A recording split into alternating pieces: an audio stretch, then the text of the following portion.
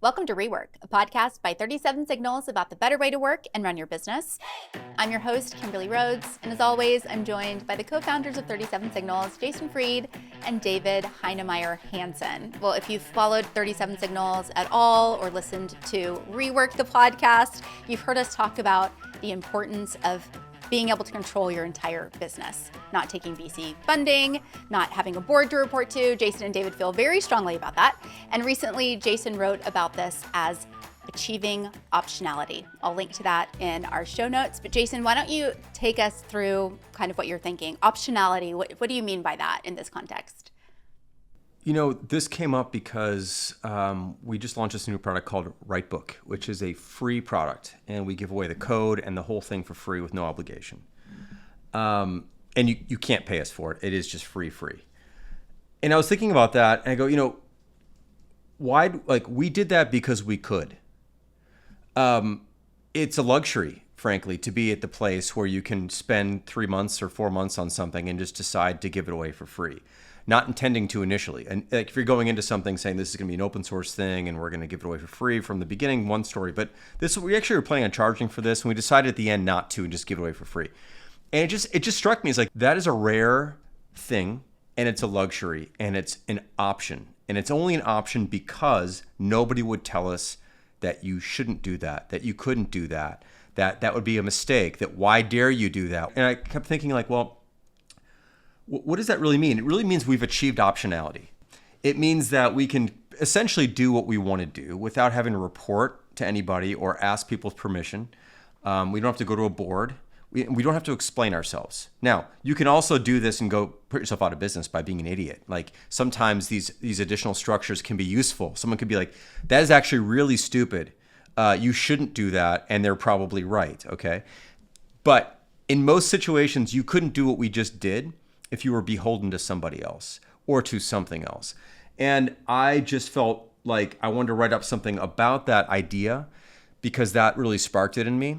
And then as I got into it, you just start to realize like all the things that like we were just talking on another podcast about how at one point we were experimenting with, what if we doubled the size of the company? What would that look like? And we set out to do that. And then we decided we don't want to do that. And we stopped doing that. And it feels like a little bit like whiplash, but to me, it feels more like optionality. Like we can try something, decide if we want to keep doing it, decide if we don't want to do it, change course if we want to. Hopefully you don't do that all the time, but you can do it when you want. And you don't have to explain yourself or make excuses or save face in a way where you have to explain a decision away in a way that you don't even believe just to sort of get over it. We can just say, you know what, that's not right anymore. And there's a lot of things that businesses can achieve. People talk about all the time. You can achieve profitability, you can achieve certain revenue growth, you can achieve user growth, you can achieve all these things. I think achieving optionality is sort of above them all, ultimately. Of course, if you're not profitable, you don't really have optionality in many ways. So I think that's tied to it. But I do think it's sort of broader than just profit. It's a bigger thing. And I don't hear about it talked enough about. And so I figured I'd write it up and share the idea. What I love about optionality is the liberation from having to squeeze the lemon too hard. That we can allow some drops to be left, that there can be, Jason's had another good way of putting it, we can allow to leave some money on the table. We don't have to take all of it. There's not a drive that it has to be just all, more all the time. The reason why you don't have to take all the money off the table is that your chest is already quite full, that you already have something there, that there's a buffer. And that buffer and that margin is really what allows the optionality. It's allows us to go like, you know what, let's just give this one away for free. Another example of this, Jason and I have talked several times about pursuing certain business opportunities like new apps that we know or feel highly confident we could make a good buck here. And the reason we don't do it is that just we don't want to.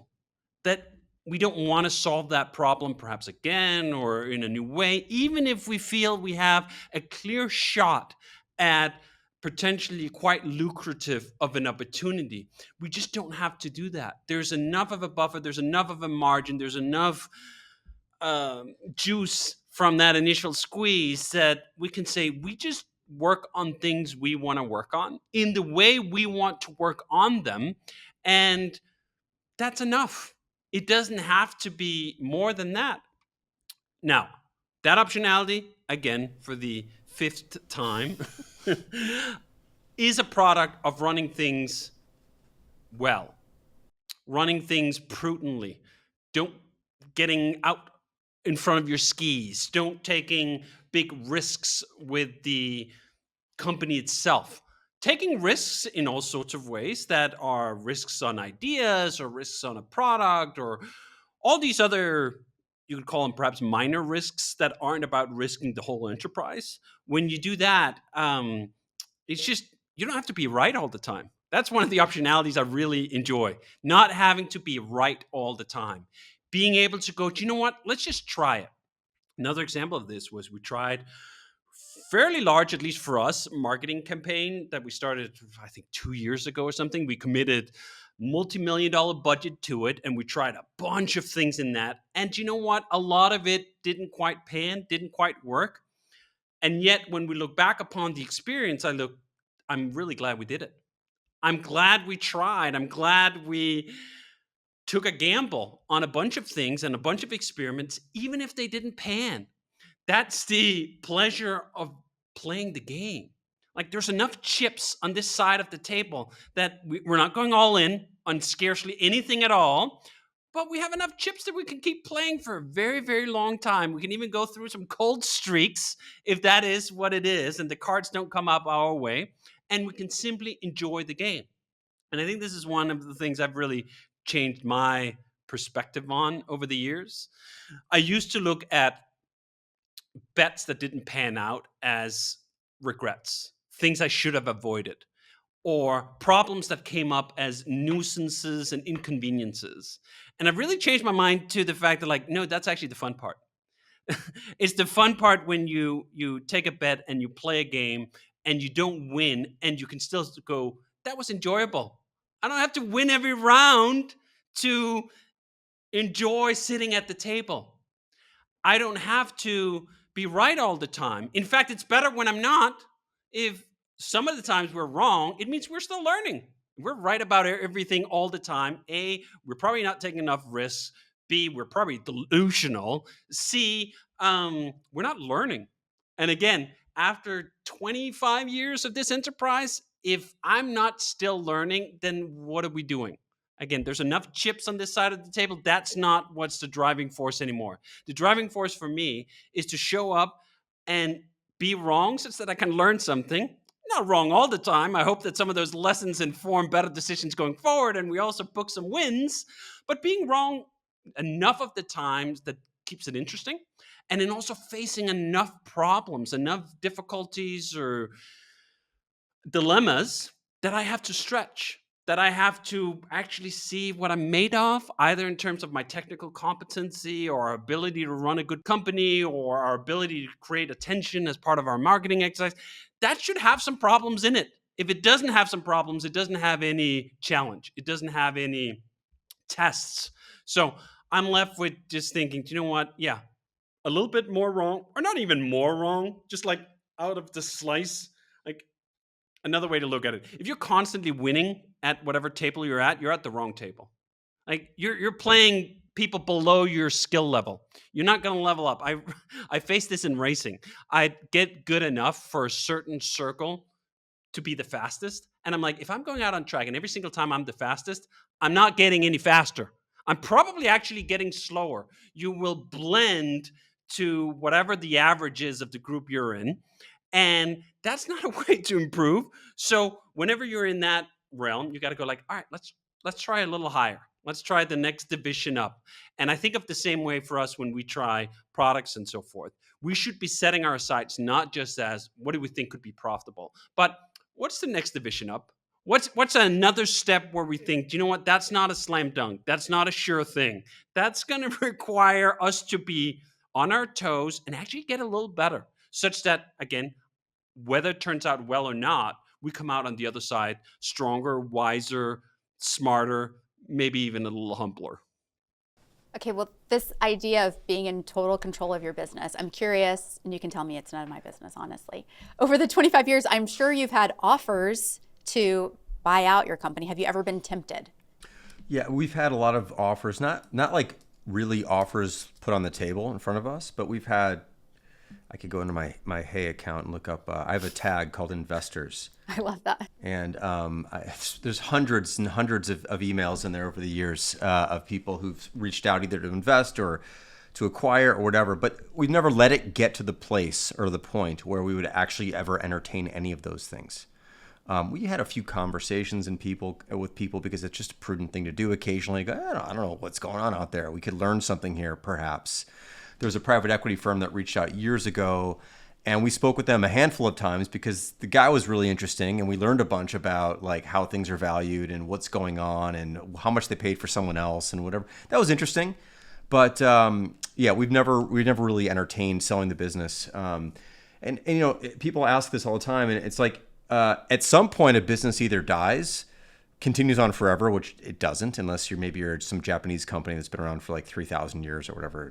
There's like some really old companies there, but either dies or it gets acquired or it merges, or like something will happen at some point to the company. I mean, it could last 100 years under other people's ownership or management. I don't know, but there will come a time when it's time to consider that more strongly. But up until now, we're just really thrilled about doing what we're doing, and in fact, right now we're actually, I think.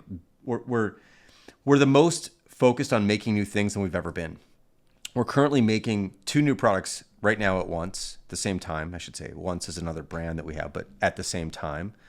We just built 2 other products last year, actually 3, and we're making a lot of stuff right now. So we're in a good place. I think if we were thinking about winding down, we wouldn't really feel like we're in a good spot. We wouldn't be building more stuff. But again, who knows what the future holds? But it's just not something that's been on our minds.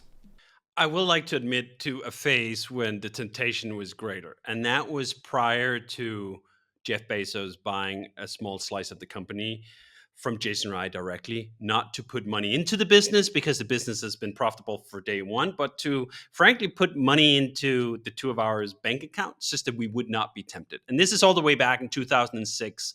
And I remember the pivotal moment, which was when Flickr got acquired by Yahoo for, I think it was $20 million, 20, $40 million. 20. $20 million. And I remember thinking that is such an astronomical sum of money. And of course it is. By today's standards, it's an absolute pittance, right? VCs barely seem to get out of bed unless there's a promise of $1 billion payoff. So 20 million's ridiculously small. But that number was one of the first numbers that were widely known as we came out of the dot-com bust. And at the time, we were doing well. The company was growing, but not to the tune that there were millions of dollars just gushing into our bank accounts from some spigot somewhere. And when the VCs showed up and started sort of dangling the prospects of tens of millions of dollars, it wouldn't necessarily go into our bank account, it'd go into the business, but it felt like, oh, that's tempting. And I'm forever grateful that we ended up with an arrangement with Jeff where he took this minority stake that didn't give him any control over the business, that didn't limit our optionality in any way whatsoever. In fact, Jeff is still on board now. What is that going to be? 18 years later, we paid him back many times over. He continues to get his check whenever we do distributions from the company, but no incursion or no limitations on our optionality. And in fact, we were given that gift of not having to look at another offer for quite a while because there was enough there. There was enough chips taken off the table that we could go, even if this thing crashes and burns, we're not going to regret not signing up with some fancy VC and steering the ship in whatever direction they were interested in doing. There was enough off the table. And I do think that's important. And for some companies like ours, it happened in that arrangement with an investment. For other companies, it happens as part of the bootstrapping. This is why I've always been a huge advocate of continuing to take money off the table. I think, Jason, you have this saying from your dad, something like, no one ever went broke taking a profit. And if you continue to take a profit every year, yeah, the company might very well end. Most companies do. We're already long into the tail end of how long, especially companies in technology, lives. I mean, 37 Signals has been around since 1999. That is quite the run. Very small number of companies staying around for that long. But do you know what? If it had ended after 10 years or 15 years, we would have taken enough chips off the table. We've taken enough profit off the table to not be full of regret. And that's one of the things I like to emphasize when we talk about profits is it's a way of minimizing your eventual regret when things end. Because they can end at any moment. That's one of the negative visualizations I've had with me almost since day one. Things are going very well. Some years it was going so well, I got very skeptical in the sense of, do you know what? There's no way this could last. And in some degrees it didn't. Like there are some circumstances, some years of particularly extravagant margins or whatever, and they don't last forever. But we took enough off the table with the realization that we are mortal as a company. Like no immortality here. We've not found sort of the holy grail of what is it in the first Indiana Jones, the cup of immortality there. No, we are as mortal as any other company. We are one terrible scandal, blow up, 2 data centers going up in flames at the same time because a meteorite and an earthquake hits on either side of the continent. There are all these things that can happen, sometimes even less spectacular than that. Like, do you know what? Jason and I could be on a plane at the same time and that plane doesn't land on a landing strip. It happens. I mean, that is literally the history of business, things ending, right? So how can you prepare for that? Both mentally, that you don't become this bitter person if it's over. In fact, for 10 plus years of doing this negative visualization, I usually ended with a saying to myself, do you know what? If this was over tomorrow, I would look back upon the experience with immense gratitude.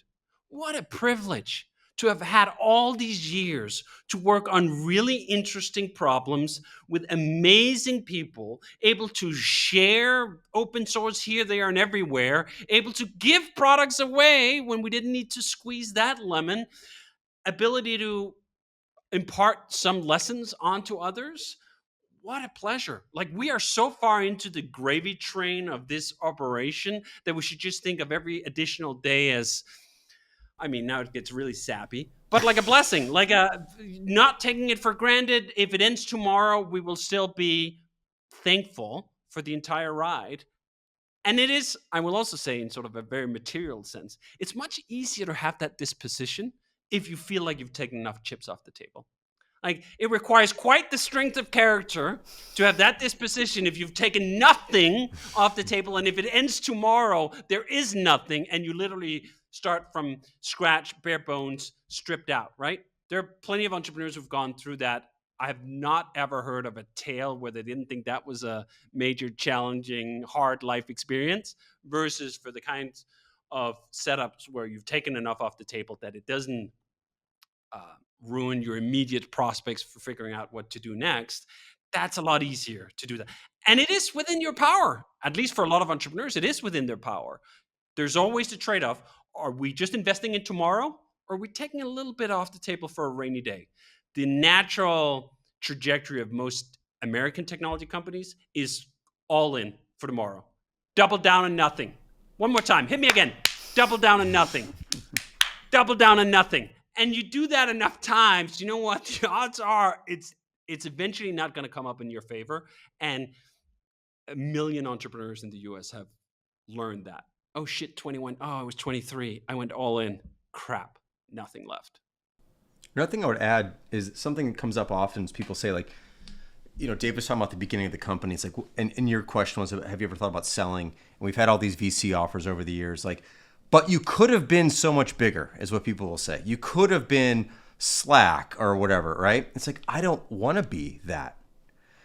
Who's running Slack? Not the guy who started it. He's out. I'm still doing this. I like doing this. I've been doing this for 25 years. I have a better outcome. He has more money than I do. Don't care. I have a better outcome. I'm still doing what I want to do in the company that I started with great people, and it comes back to optionality. So this idea of getting big, for most people, just means making a lot more money. Because a lot of those entrepreneurs who went down that road, not all of them, Chesky's still around. We've talked about a few in other episodes, but most of them are out. and they never get to do again what they did the first time, and they're young when they're out. So I feel very, very fortunate that we didn't do that, and that we never got so big that I'd be out anyway. I would not be very good at running a huge company. I would definitely be pushed out by the board for sure. Like, I'm not skilled in that way. I don't want to do that. And even if I could do it, I don't think I would want to do it. It doesn't seem interesting to me in any way. So victory can come from staying small as well, and from having something that you've managed to right size and to run your own way. And yeah, you might not end up with a bank account that some other person has, and I just don't care.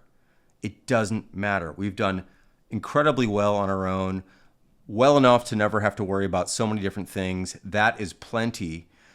And we still get to do what we do for as long as we want. Of course, like David was saying, could be an asteroid, could be a competitor, could be a million different things that could happen. But if it does, it does. I wouldn't have traded this run for anything. Well, that is a perfect place to wrap up. REWORK is a production of 37 Signals. You can find show notes and transcripts on our website at 37signals.com/podcast.